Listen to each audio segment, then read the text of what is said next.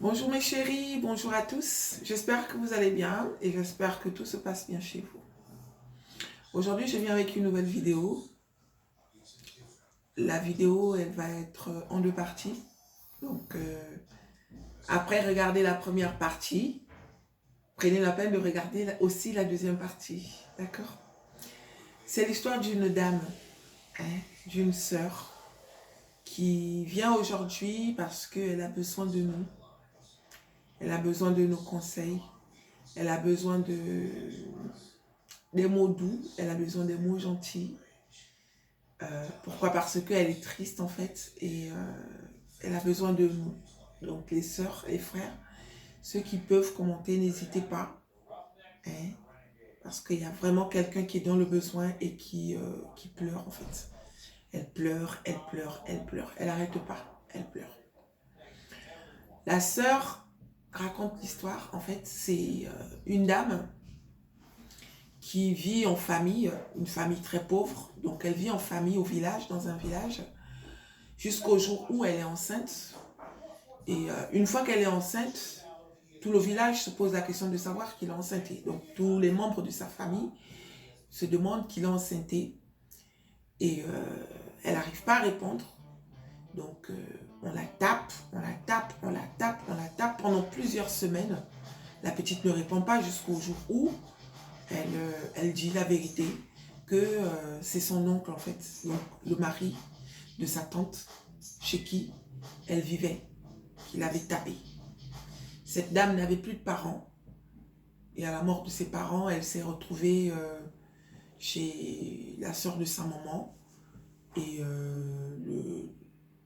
Ah, excusez-moi. Ah chérie, mais il y a Hicham qui est parti chercher l'héritage. Chercher l'héritage. Oui. Ailleurs. Bah regarde. Donc voilà mes chéris. Donc... C'est parce qu'ils sont sortis. Mais... Ah ouais? Ah, Ils vont ouais, à l'école, parce que je l'ai pas amené. ah oui, oui c'est vrai, d'accord, d'accord, d'accord, je ne savais pas. Excusez-moi mes chéris. Donc, quand ses parents sont morts, elle s'est retrouvée chez sa tante. Et c'est là que la scène s'est faite, en fait. Elle avait 14 ans et elle a été abusée sexuellement par son oncle. Et qu'est-ce que la famille a fait? Tout le monde, quand ils ont découvert le truc, personne n'a... En fait, au début, tout le monde venait critiquer et condamner cette fille en fait, qui n'avait que 14 ans. Tu n'as pas honte, c'est tout ce que tu sais faire, tu dois nous dire qui t'a enceinté, c'est honteux, nanani nanana, tes parents sont morts, c'est tout ce que tu trouves à faire, tu n'es pas digne de faire partie de notre famille. Vous connaissez un peu comment les gens peuvent être méchants quand ils ne sont pas contents ou quand ils ne connaissent pas quelque chose en fait. Et une fois qu'ils ont découvert que c'était l'oncle qui avait enceinté sa nièce, ben là, les gens ne parlaient plus de la même façon. C'était, ça murmurait maintenant, oui, c'est son oncle, vous voyez un peu. Et là, voilà, ils ont camouflé l'histoire. La fille, voilà, ils ont même dit à la fille de ne jamais dire aux gens que c'était son oncle qui l'avait enceinté. Donc, voilà. Ils ont camouflé l'histoire comme ça, elle a accouché, et donc la tante de cette fille a pris l'enfant. Et une fois que cette fille a eu 18 ans, elle est partie de la maison, très loin, où, voilà. Elle a quand même gardé le contact, parce que, voilà, mais elle est partie très loin de la famille, voilà. Donc, la petite fille qui est née par son oncle, là, elle a grandi, et quand elle a eu 10 ans, la petite fille commençait à... En fait, la tante l'a élevée, en fait, la grand-mère, celle qui jouait le rôle de la tante de sa maman, l'a élevée comme si c'était sa fille. Jusqu'au jour où la petite fille, elle a eu 10 ans, mais la grand-mère en question, donc la tante de la maman, demande à la fille mais tu fais quoi? Viens chercher ta fille. Peu importe ce qui s'est passé, il faut que tu viennes chercher ta fille. Sauf qu'elles ne disent pas à la fille que l'autre, c'est sa maman. Elle ment, en fait, elle dit, ben, c'est ta soeur. Tu vas aller maintenant vivre chez ta soeur en ville parce que maintenant tu deviens une grande fille. Il faut que Le village n'est plus bien pour toi, n'est plus assez bien pour toi. Donc, qu'est-ce que la petite fille fait? Elle va chez sa maman, elle va vivre là-bas. Elle est avec sa maman, tout se passe bien. La maman a 2 autres enfants et elle est mariée à un autre monsieur. Donc, tout se passe bien jusqu'au jour où, au fur et à mesure que la petite évolue, elle remarque qu'il y a quand même une différence dans la maison parce que, voilà, pour elle, c'est pas sa maman, c'est sa grande sœur. Mais sa grande sœur ne la traite pas trop. En fait, elle a l'impression de négocier les sentiments vis-à-vis de sa grande sœur, en fait. Parce que elle est rejetée. Elle est rejetée par sa grande sœur. Voilà. Jusqu'au jour où la petite fille se plaint auprès de son beau-frère. Voilà, ma grande sœur, je sais pas, j'ai l'impression qu'elle m'aime pas, je ne comprends pas, nanani nanana. Le beau-frère, ben, la rassure que non, c'est pas qu'elle ne t'aime pas, elle est comme ça, tu connais pas sa vie, patati patata. Et au fur et à mesure, le beau-frère lui dit, ben écoute, ne t'inquiète pas, même si qu'elle ne s'occupe pas de toi, moi je vais m'occuper de toi. Donc c'est le beau-frère qui prend soin de la belle-sœur en fait. Donc le beau-frère lui offre des cadeaux, il est gentil avec elle, ainsi de suite et tout, jusqu'au jour où... Merci mon mari. C'est mon mari qui m'a porté un café au lait. Merci chérie. Donc le beau-frère s'occupe de... Le beau-frère s'occupe de sa petite belle-sœur en fait. Donc le beau-frère, il joue un peu le rôle de sa grande sœur. Donc c'est lui qui lui offre des cadeaux, il l'emmène partout où il va, tout ça, ainsi de suite. Et après, les choses, voilà, on ne sait pas ce qui se passe. La petite, elle a 15 ans. Et là, boum, le beau-frère commence à lui faire des avances. Donc quand le beau-frère lui fait des avances, la petite fille, elle ne comprend pas. Elle demande, mais pourquoi? Il dit, mais ne t'inquiète pas, ça restera entre nous, voilà, machin. Il réussit à trouver les mots qui font que la fille, elle cède en fait. La fille, elle cède. Mais avant de céder, elle va quand même tirer les verres du nez à sa sœur. Voilà, tonton, à chaque fois, tonton, à chaque fois, il me touche en fait. Et la grande sœur, elle veut rien comprendre, elle envoie chier sa petite sœur. Voilà, à chaque fois, c'est comme ça. Mais tonton, nanani, non, fous le camp, un machin, vous voyez. Donc, elle est vraiment désagréable vis-à-vis de sa petite sœur. Et à chaque fois, le beau-frère, il profite de cette situation pour amadouer la petite fille, en fait. Et là, la petite fille, elle cède. Donc, il commence à coucher avec sa belle-sœur dans la maison. Hein, il commence à coucher avec sa belle-sœur dans la maison. Et quelques mois plus tard, la petite fille, elle est enceinte, en fait. Non, elle a dit que ça se fait, elle a 13 ans. Tu vois, à l'âge de 13 ans, donc 3 ans après qu'elle a rejoint sa grande sœur. Son beau-frère a commencé à abuser d'elle. Il a commencé à coucher avec elle alors qu'elle n'avait que 13 ans. Donc elle a fait part à sa grande sœur juste quelques temps après son premier viol. Elle a raconté à sa grande sœur, mais pas directement. Mais c'était pas facile parce que l'ambiance déjà était dure. Cette grande sœur ne la considérait pas en fait. Elle était dans la maison comme une étrangère. Et à chaque fois qu'elle se plaignait auprès de sa mère, qui était sa tante, qui était sa... Vous voyez un peu, hein, sa mère qui était sa grand-mère, la mère lui disait, mais non, c'est rien, c'est ta grande sœur, c'est normal, vous n'avez pas vécu ensemble, supporte et tout, tatati, tatata. Donc la petite fille, elle a cru en fait qu'il fallait qu'elle accepte tout ce qu'on lui dise. Et elle a commencé à céder. Donc, elle a commencé à coucher avec son oncle alors qu'elle n'avait que 13 ans. Elle se plaint auprès de sa sœur ne voulait rien entendre. Au contraire, sa sœur l'a tapé plusieurs fois en disant que tu es une menteuse, tu racontes n'importe quoi, sorcière, qu'est-ce que tu fais chez moi? À chaque fois, c'était comme ça. Et voilà, la seule personne qui la consolait, c'était son beau-frère en fait. Donc, son beau-frère a profité du fait que sa sœur ne l'aimait pas, du fait que sa sœur la maltraitait pour s'implanter dans la vie de cette jeune fille.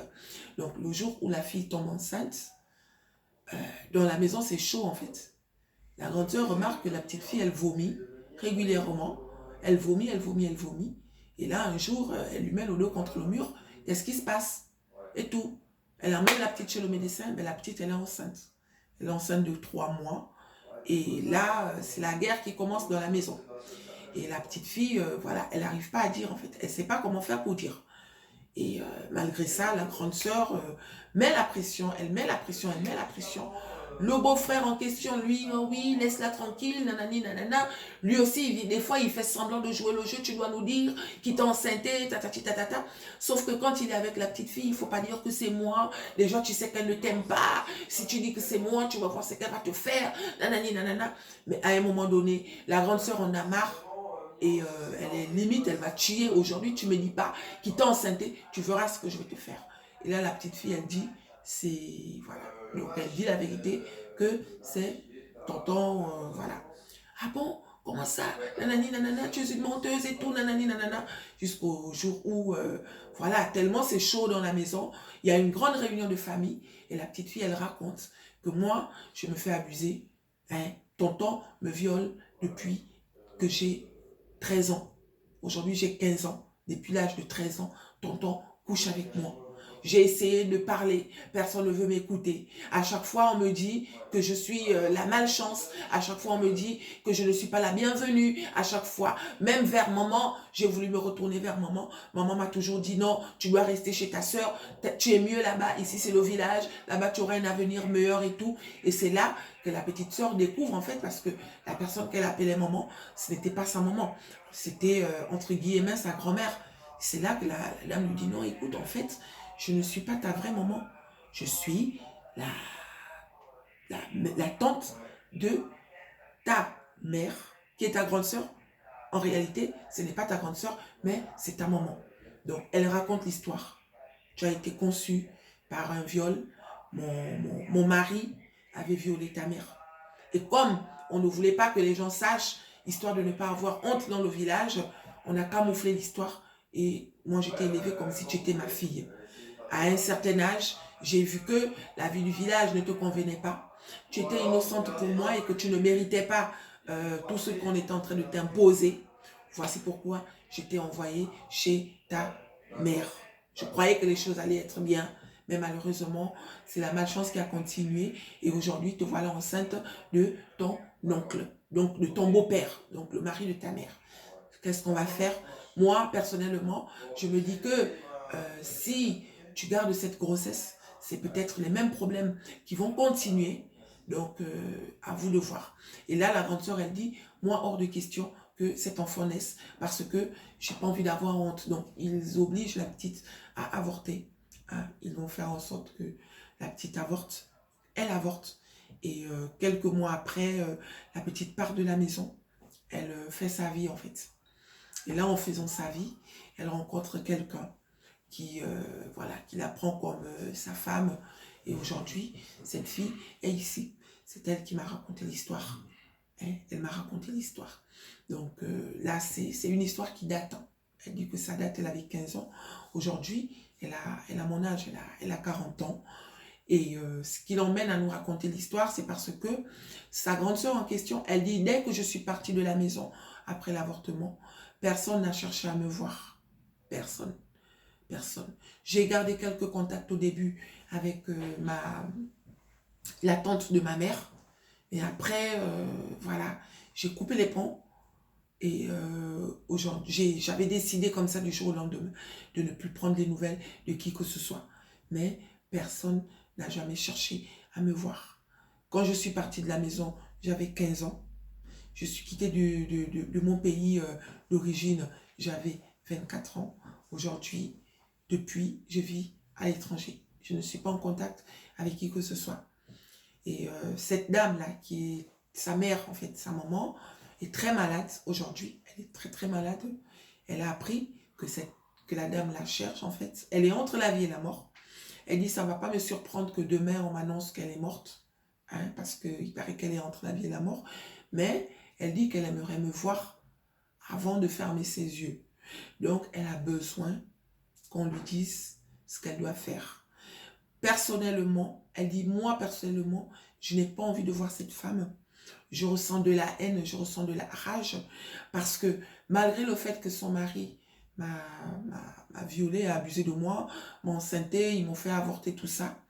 Elle est quand même restée avec cet homme, malgré ça. Et ça, la fille n'avait jamais rien compris. Ok, elle a peut-être été violée par son oncle, mais qu'est-ce que ça avait à y voir avec moi? Pourquoi elle m'a fait subir tout ça? Qu'est-ce que moi j'avais demandé? Rien du tout. Mais voilà, voilà ma vie a été meilleure seulement quand je suis partie de leur vie, en fait, quand je suis partie de chez eux. Donc aujourd'hui, j'ai une vie normale. Je n'ai toujours pas fait d'enfant parce que je n'arrive pas à faire d'enfant. Est-ce que c'est moi le problème? Est-ce que c'est la malchance qui continue? Je ne sais pas. J'ai déjà tout fait, j'ai tout essayé. Je ne tombe pas enceinte, en fait. À part la grossesse qu'on l'avait enlevée à l'époque, en fait. Hein. À part cette grossesse, elle n'est plus jamais retombée enceinte. Heureusement qu'elle a un mari en or. Hein? Heureusement qu'elle a un mari en or qui ne l'embête pas, en fait, avec ce problème. Et voilà. Donc, ce qui l'emmène à nous raconter l'histoire, c'est parce que sa maman, hein, qui a eu tous ces problèmes avec elle, est malade. Et elle veut la rencontrer. Elle aimerait qu'on lui dise ce qu'elle doit faire. Est-ce que je dois partir, sachant que j'ai de la haine et de la rage vis-à-vis de cette femme, ou je ne sais pas. Aidez-moi, s'il vous plaît. Parce que toute seule, j'ai pas peur. Je risque de faire quelque chose, voilà, est-ce que je dois le faire ou je ne dois pas le faire, voilà, j'ai besoin de vos avis afin de prendre une décision normale, en fait. Donc, c'est ça le problème, les filles. Donc, c'est ça. Moi, personnellement, j'ai envie de dire à la sœur, ma sœur, hein, déjà, Yako, parce que c'est dur. Ah, c'est une histoire de... C'est la malchance. Ça, c'est vraiment... Je sais pas. Yako, tu es une victime. Hein? Et je pense que ta maman aussi, hein, même si que pour toi, dans ta tête, tu ne considères pas vraiment cette femme comme si c'était ta maman, hein, je pense qu'elle aussi, c'est une victime, en fait. C'est une victime. Euh, Moi, à ta place, j'allais suivre mon cœur, en fait. Suis ton cœur. Suis ton cœur. Il y a beaucoup de choses que certaines personnes vivent que les gens qui sont autour ne peuvent pas comprendre. Tu es celle qui a subi. Tu es celle qui a vécu l'histoire. Je pense que personne n'a le droit de t'imposer quoi que ce soit. Si aujourd'hui tu décides d'aller écouter ce que cette personne a à te dire, vas-y. Si ton cœur ne veut pas, ne pars pas. Moi, c'est ce que je te dis, en fait. Certaines personnes vont me trouver dure dans cette façon de parler. Mais moi, j'ai envie de répondre que il faut être à la place des gens pour comprendre, en fait, le mal-être que les gens ont. Il faut être à la place des gens. Tu es parti retrouver cette femme, hein, à qui tu n'as rien demandé. Elle t'a eu dans des conditions, on va dire, pas normales. Ok, ce n'était pas de sa faute. Mais ce qu'elle a oublié, c'est que ce n'était pas aussi de ta faute, en fait. Le fait de partir de chez celle que tu croyais qu'elle était ta maman pour aller vivre chez elle, moi, je pense que elle aurait quand même déjà pu se rattraper. Le temps que tu es venu vivre chez elle, là, elle aurait pu se rattraper. Mais malgré ça, durant tout le temps que tu étais chez elle, elle t'a pas calculé, en fait. Au contraire, elle t'a traité comme si tu étais à l'origine du malheur qu'elle a eu dans son enfance. Et pour ça, à ta place, je souffrirais de la même façon que toi. Parce que, après, quand tu découvres que cette dame n'est pas ta grande sœur, mais elle est ta mère, je pense que la colère s'empire, en fait. Parce que tu te dis, mais malgré tout ça, tu étais donc ma mère. Et tu as continué à me traiter comme si j'étais une intruse. Donc, ma sœur, suis ton cœur. Si tu veux partir, si au fond de toi, il y a une petite voix qui te demande de partir, vas-y. Si au fond de toi, la voix qui te demande de ne pas partir domine la voix qui te demande de partir, ne pars pas. D'accord? Peu importe ce que les gens diront, je pense que personne n'a le droit de t'imposer quoi que ce soit parce que tu as trop subi en fait. Aujourd'hui, tu es mariée, tu as une vie normale. Tu n'es plus malheureuse.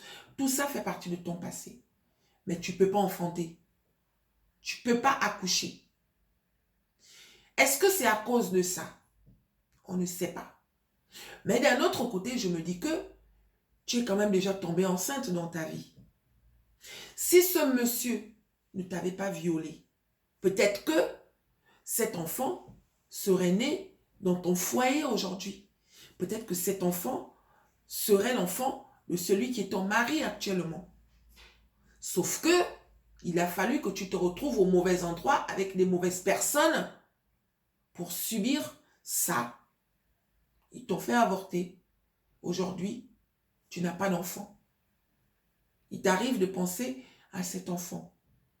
Cet enfant n'allait peut-être pas être la bienvenue parce que on ne fait pas l'enfant avec le mari de sa maman. Mais peut-être que ils auraient pu te laisser garder cet enfant et ta maman allait tout simplement quitter ce dernier. Voilà, il y a plein de choses en fait. Il y a plein de choses qui font que moi aujourd'hui, les filles, je ne peux pas demander à la sœur de partir ou de ne pas partir.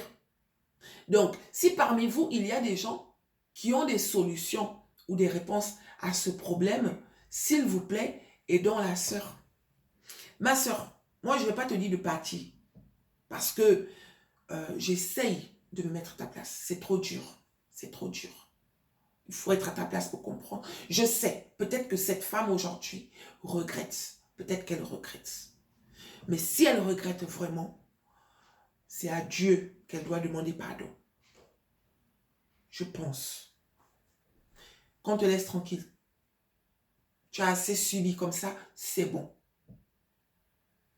Ça te torture l'esprit parce que tu as peur de mal faire. Mais suis ton cœur. Ma chérie, suis ton cœur. Si tu veux partir, vas-y. D'accord? Vas-y. Ça ne va rien te changer, ça ne va rien t'enlever. Si tu n'as pas envie de partir, ne pars pas. Est-ce que ça va te faire souffrir après? Il y a beaucoup de points d'interrogation dans l'air. Si tu décides de ne pas partir, après il faut assumer. Hein? Tu dois assumer, comment dirais-je? Tu dois assumer ça en fait. Donc, suis ton cœur. Mais non, si moi, je dois te donner mon point de vue en tant que moi, hein, qu'est-ce que moi j'aurais fait? Je ne sais pas. Sincèrement, je ne sais pas. Peut-être que j'allais partir. Peut-être. Ou pas. Je ne sais pas quoi dire. Parce que le problème est trop... Voilà, c'est trop grave en fait. C'est trop grave. Ils t'ont demandé de partir comme ça, comme une malpropre, sans chercher à savoir ce que tu ressentais, sans chercher à comprendre le mal-être que tu avais dans ta tête et dans ton cœur. La femme qui t'a élevé jusqu'à un certain âge, tu découvres du jour au lendemain qu'elle n'est pas ta mère. On t'envoie chez quelqu'un qui te prend normalement, qui devait te couvrir, qui devait se rattraper. Cette personne, qu'est-ce qu'elle trouve à faire? Elle, voilà, tu arrives chez elle, elle ne te considère pas, elle te rejette. Son mari te viole. C'est après que tu découvres que cette dame, en fait, n'est pas ta sœur, elle est ta mère. C'est trop compliqué, ma sœur. Fais ce que ton cœur te demande de faire. Peu importe ce que les hommes de la terre vont dire, ce n'est pas grave. Il y a une justice de Dieu qui existe. D'accord? Il y a une justice de Dieu. Depuis que tu es parti, est-ce que tu te sens bien? Est-ce que tu penses à eux? si tu penses à eux, c'est en bien ou en mal? Ma soeur, tu comprends. Les réponses se trouvent entre tes mains. Suis ton cœur. D'accord? Suis ton cœur. Les filles, protégeons nos enfants. Peu importe les conditions dans lesquelles tu as eu ton enfant, ma soeur. Ton enfant est innocent. Il y a beaucoup de femmes qui font ça. Tu as eu un enfant avec un homme qui par la suite t'a maltraité. Ma soeur, qu'est-ce que ça a à y voir avec ton enfant? Pourquoi tu fais payer ton enfant les pots cassés de son papa ou de la personne qui t'a fait souffrir? Qu'est-ce que l'enfant a à y voir? Qu'est-ce que l'enfant a à y voir dans nos problèmes en fait? On a une soeur qui a été violée. Oui, la maman aussi a été violée.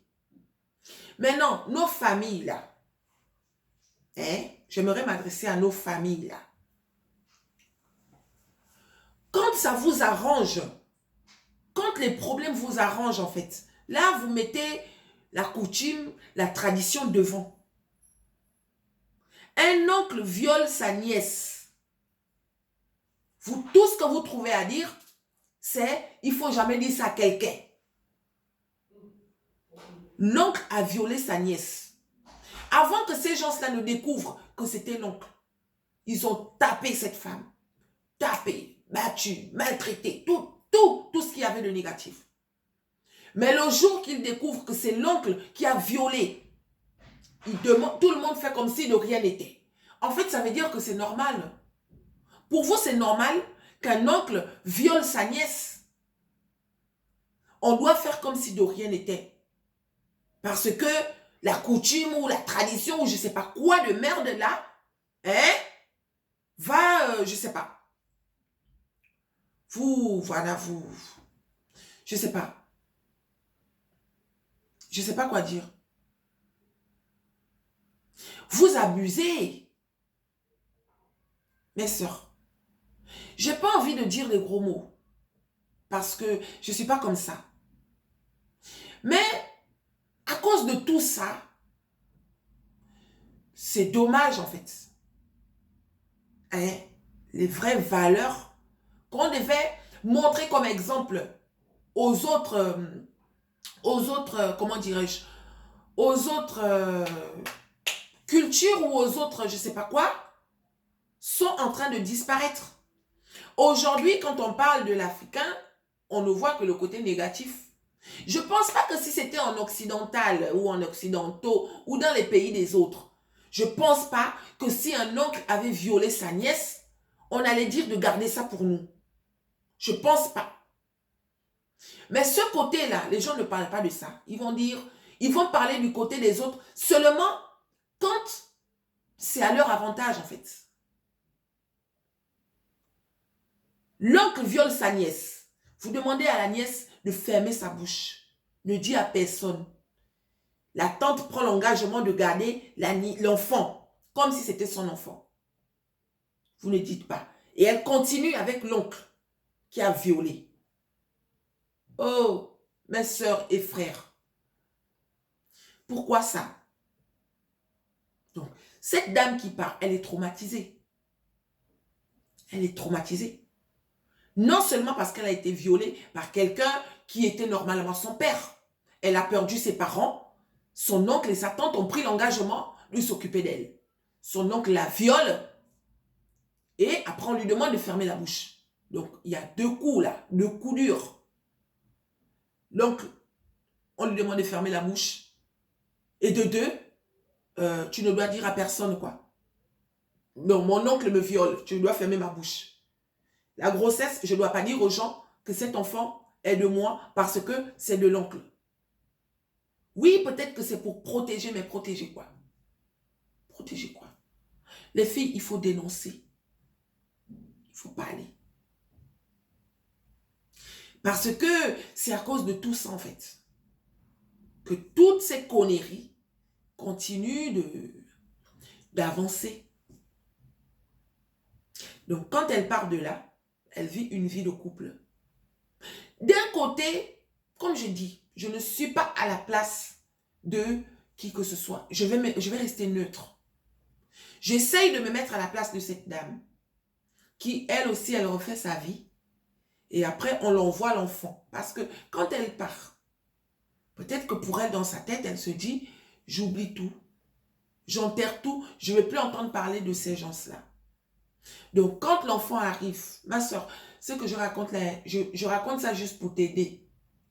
Hein?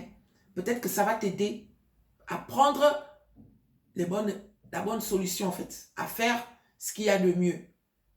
D'accord? Donc, quand ta maman part, elle oublie tout, y compris toi. Ça ne veut pas dire qu'elle ne voulait pas de toi ou elle voulait de toi, non. Pour elle, c'est du style, mon oncle me viole, je dois fermer ma bouche. Je suis enceinte de mon oncle, je dois fermer ma bouche. Et aussi, je ne dois pas dire que cet enfant est le mien. Donc, elle part. Après, quelques temps après, elle a sa vie, on l'envoie l'enfant qu'elle a eu à travers un viol de son oncle. Cet enfant doit venir vivre chez elle. La victime, c'est toi, ma soeur. Pourquoi? Parce que toi, tu es carrément l'innocente de chez innocente. Ta maman aussi, mais ta maman, elle était quand même consciente que tu étais son enfant. Peu importe avec qui ou dans quelles conditions elle t'a eu. Elle est quand même consciente. Donc, quand tu arrives chez elle, normalement, je ne suis pas à sa place, mais normalement, elle aurait quand même pu se rattraper un peu. Sauf que, comme nous sommes tous différents, nous sommes tous différents. Je ne vais pas dire que ta maman a mal fait ou elle a bien fait. Je ne suis pas à sa place. On a tous des façons différentes de prendre et de faire les choses, en fait. Peut-être que quelqu'un d'autre allait se rattraper. Genre, bon, ce n'est pas de la faute de l'enfant. Je vais quand même lui donner un peu d'amour maternel. Je vais essayer de donner. Peut-être que quelqu'un d'autre l'aurait fait. Peut-être. Mais quelqu'un d'autre n'a pas fait pareil. Pour elle, c'est du style. Non seulement j'ai été violée, pourquoi tu es venu dans mon ventre, en fait? Il a fallu que tu viennes dans mon ventre, mais pourquoi? Donc, tu n'es pas la bienvenue chez moi. C'était peut-être une façon pour elle de te pousser à bout, pour que tu partes de chez elle. Genre, tu n'étais pas au bon endroit, peut-être. Mais d'un autre côté, peut-être qu'elle n'a pas su s'y prendre, ou je ne sais pas. Je ne sais pas. La malchance, c'est que son mari, chez qui elle vit, lui, il vient profiter de la situation. Ce démon. Les filles, ne fermez pas vos yeux. Les hommes, c'est des diables. Ne fermez pas vos yeux, mes sœurs. Certains hommes, je ne vais pas généraliser. Je sais qu'il y a des gens qui ne peuvent pas faire ça. Je le sais. Donc, je ne vais pas généraliser. Certains hommes sont des monstres. Certains hommes sont des diables. Donc, s'il vous plaît, ne fermez pas les yeux. Ma sœur, tu as ton enfant qui vit dans ta maison. Peu importe ce que l'enfant te dit, ne prends pas ça à la légère. Il y a plein de viols qui se font comme ça. Certains enfants veulent parler. Mais je ne peux pas parler à quelqu'un qui a l'habitude de me repousser, en fait. Ou alors, à chaque fois que je te dis un truc, tu me repousses. Voilà. Je fais comment pour te dire un problème grave comme ça? À un moment donné, la petite fille, elle croit en fait que c'est normal. Il faut que j'accepte. Puisque tonton est le seul qui me défend quand ma grande sœur, ma propre grande sœur, m'engueule. Donc, il faut que je l'écoute. Et là, la petite, elle commence à se livrer à la mauvaise personne.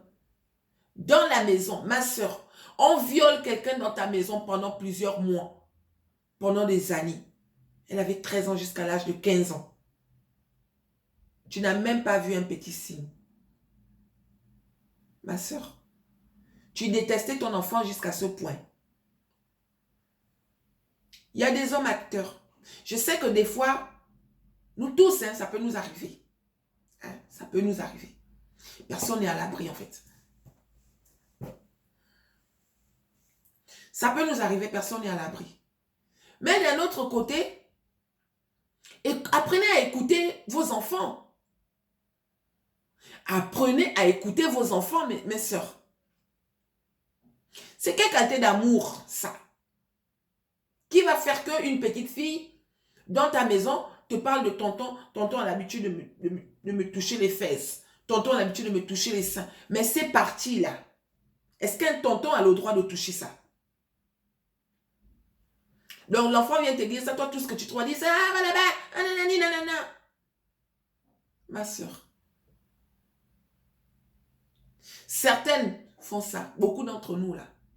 Dès qu'elles ont trouvé le mari, elles oublient tout ce qu'il y a autour. Il y en a qui privilégient même les hommes par rapport à leurs enfants. Il y en a. Elle vient de rencontrer quelqu'un. Excusez-moi. Hein.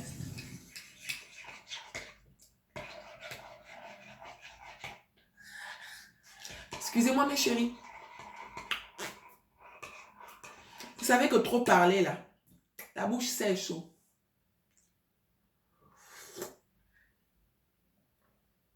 C'est un café au lait.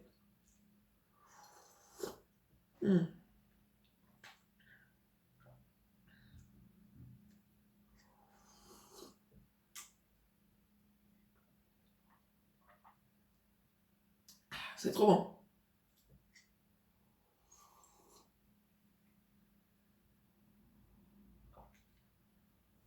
Voilà.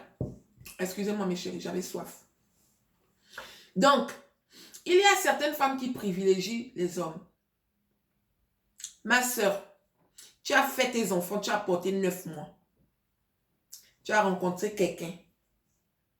Du jour au lendemain, tes enfants. En fait, ce quelqu'un-là passe, comment dirais-je? Ce quelqu'un devient prioritaire par rapport à tes enfants. Parce qu'il y a des hommes qui font ça. Il fait tout pour te monter la tête contre tes enfants. Quand il te monte la tête là, toi tu deviens méchante vis-à-vis de tes enfants.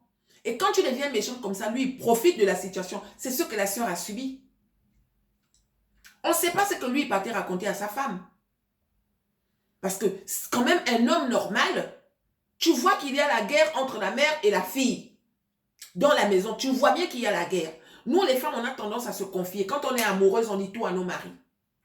Quand on est amoureuse, on dit tout à nos maris. Hein?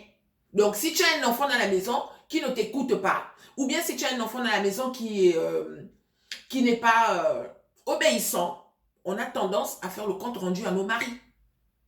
Donc, à un moment donné, le mari va quand même se rendre compte que des fois, tu en fais trop. Il y a quand même des scènes qui se font devant lui. Mais si ce dernier n'arrive pas à calmer ou à éteindre le feu qu'il y a entre toi et ton enfant, ma soeur, des fois, il faut aussi se remettre en question. C'est quelle qualité d'amour, ça? C'est quelle qualité d'amour? Hein? Voici pourquoi il faut construire vos vies, les filles. Souvent, ça arrive, vous savez, je pense que ça arrive plus chez des personnes qui n'ont pas reçu d'amour. La clé, hein, la clé de la réussite de la vie d'une femme, c'est le bas âge. Apprenez vos enfants à avoir confiance en eux. D'accord? Ça joue. Apprenez vos enfants à avoir... Donnez-leur l'amour nécessaire. Apprenez-leur que demain, si tu arrives dans un endroit et que tu remarques que les gens ne t'aiment pas, ma fille, sache que c'est eux qui ne t'aiment pas. D'autres personnes peuvent vous aimer.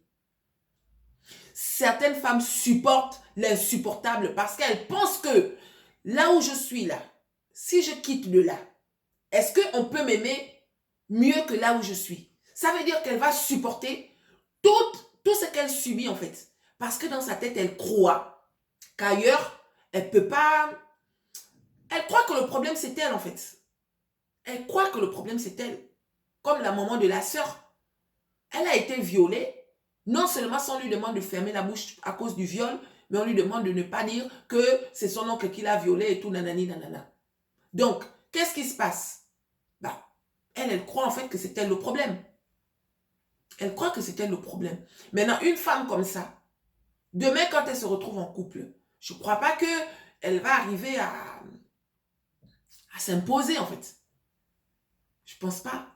Parce qu'elle va toujours penser que le problème c'est elle.